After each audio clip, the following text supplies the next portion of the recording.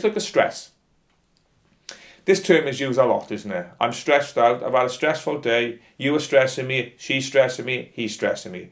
We hear it all the time, okay? Quote from Weinberg and Gould. Stress occurs when there is a substantial imbalance between the physical and psychological demands placed on an individual and that person's response capability, and under conditions in which failure to meet the demands has important consequences. In simple terms, when we are asked to do something that's important and we don't think we can do it or we can't do it, we can get stressed out. Okay? That's simple. Stress. It's an ongoing transaction between an individual and the environmental demands associated primarily and directly with the competition within which they are operating. It's about thinking about what's going on between the person playing, the player for example, and what's going on around them. What's happening? Okay? What's affecting me? What's going on with the opposition I should say. What's going on with my teammates? The environment I'm surrounded with. Can I find my boots 5 minutes before kickoff? Oh, I can't find my boots, guys. I'm stressed out.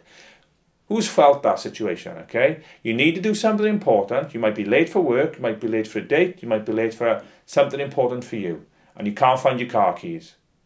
Do you feel relaxed? That's a nice, easy way to think about stress there, okay? What about the stressors then?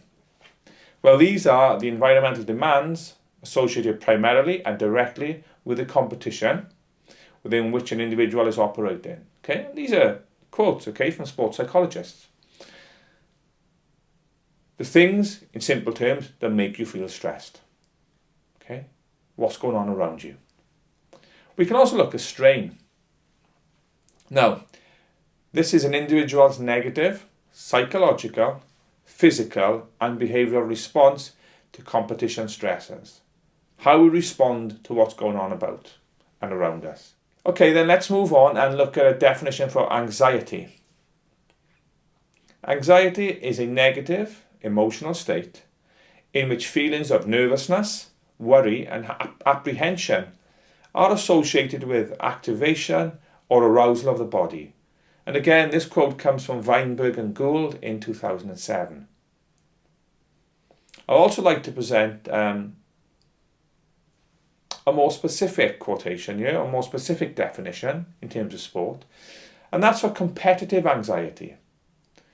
This is a specific negative emotional response to competitive stresses. So for example, the potential emotional endpoint of a process. What's going to happen at the end of all this? And this process is known as stress. You can see where that quote comes from. I'm not going to attempt to say that first name again. I'll give it a go then. Mellaloo, Hanton and Fletcher. Okay? Anxiety. I'd like to expand on this a little bit more. Maybe make it a little bit easier to understand. It's cognitive, okay? That involves the mind. Worrying, negative thoughts you may have.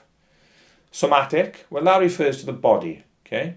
You might hear of people who have psychosomatic symptoms, okay? Symptoms which are related to the body, but there's a psychological influence there. This could be heart rate, elevated heart rate for example, before a match, before a stressful situation, before a situation we perceive to be stressful. Elevated blood pressure, sweating, a dry mouth, and dilated pupils. I'm sure you're all aware of these symptoms, okay? You often hear people saying, particularly with blood pressure, calm down, your blood pressure is going to go through the roof, yeah? Stress can have an effect, and anxiety can have an effect on a person's health. There can be long-term effects as well, particularly when we consider blood pressure, okay?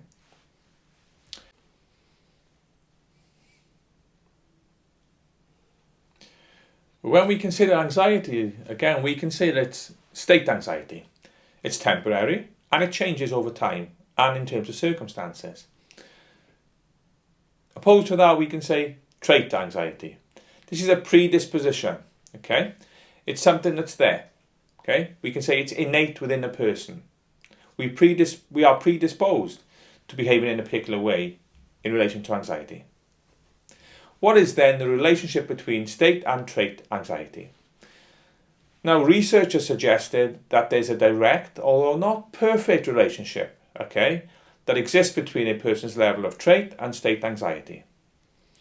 Those who score highly on trait measures of anxiety also tend to score highly on state measures in evaluative situations. When they fill in, for example, inventories and so on. I'll talk about that a little bit later. A highly trait anxious athlete or player may be very experienced in a particular situation. And for that reason, they may not perceive a threat and therefore not suffer from state anxiety. Or some highly trait anxious people, players, athletes and so on, well, they could learn coping strategies which will help reduce their state anxiety in evaluative situations. And by that I mean not just filling in these inventories I've talked about, but pre-event, for example, when we think what's going to happen next. Okay? So knowing a person's level of trait anxiety will generally help to predict how they will behave in competition. Of course, there are always exceptions, okay?